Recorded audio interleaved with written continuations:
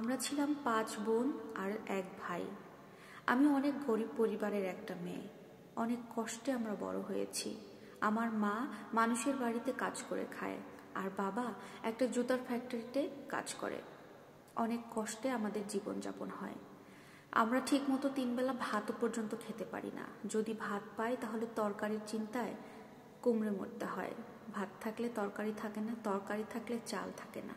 এভাবেই আমাদের দিনগুলো পার হতো। ঈদ আসলে নতুন জামা কাপড় কখনো চোখে দেখব কি? ঈদের দিন তো সেমাই, ভালো ভালো খাবার রান্না করাই দুষ্কর হয়ে পড়তো। নতুন জামা তো পরের কথা। এভাবেই অনেক কষ্ট করে আমরা সবাই মিলে বড় হই, বেড়ে উঠি। আমি ছিলাম আমার বাবা মায়ের 5 নাম্বার কন্যা সন্তান, যে কারণে আমার মা খুব অখুশি থাকে আমার উপরে। কারণ আমার মা অন্তত চেয়েছিল এই 5 নাম্বার সন্তান যেন একটা ছেলে সন্তান হয়। খুব আশা ছিল আমার মায়ের। যেহেতু আমি মেয়ে সন্তান হয়ে আবার জন্ম নিয়েছি, এ কারণে আমার মা আমাকে খুব অপছন্দ করত। সব সময় চাইতো আমাকে মেরে ফেলতে, কিন্তু আমার বাবা অনেক ভালোবাসতো আমাকে। আমার মা সবসময় আমাকে মেরে ফেলতে চাইতো। আমার মা যখন কাজে যেত বাইরে, তখন আমার মুখের ওপরে বালিশ চাপা দিয়ে চলে যেত, যেন এসে দেখতে পায় মেয়ে মারা গেছে।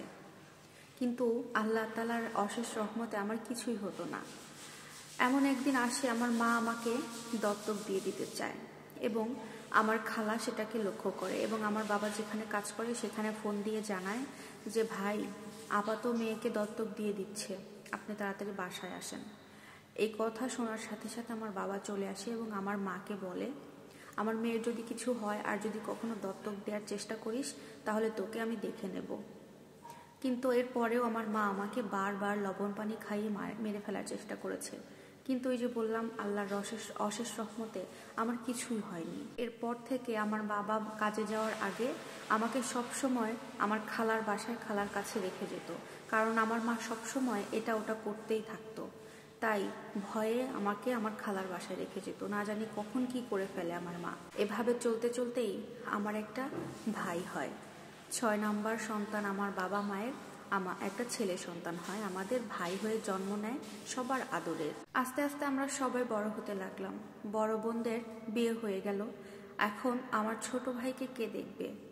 একে দেখার জন্য আমার পড়াশোনা, আমার কাজকর্ম সবকিছু বন্ধ করে দিয়ে আমার ভাইকে দেখাশোনার কাজে আমাকে লাগিয়ে দেওয়া হলো। আমাদের বাড়ির পাশেই একটা ভাইয়া এসে সেলাইয়ের কাজ দিয়ে যেত। ওদের কাজ করা দেখেই আমি হঠাৎ আমার মাকে বললাম যে মা, আমি কি ওখানে কাজ করব? ভাইকে দেখাশোনা করব আর ওখান থেকে কিছু সেলাই নিয়ে এসে কাজ করব, তাতে কিছু টাকা আমি উপার্জন করতে পারবো। তখন মা বলল, ঠিক আছে করতে পারিস, কিন্তু ভাইকে রেখে কোথাও যাবি না। তখন এই কথা বলার পরে বাবাকে বলে আমি সেখানে ওই ভাইয়ের কাছ থেকে কিছু কাজ নিতাম। কাজ নিয়ে বাসায় নিয়ে এসে সেই সেলাইগুলো করতাম এবং মাস গেলে বেশ কিছু টাকাও পেতাম। এভাবেই আমার দিনগুলো যেতে থাকে।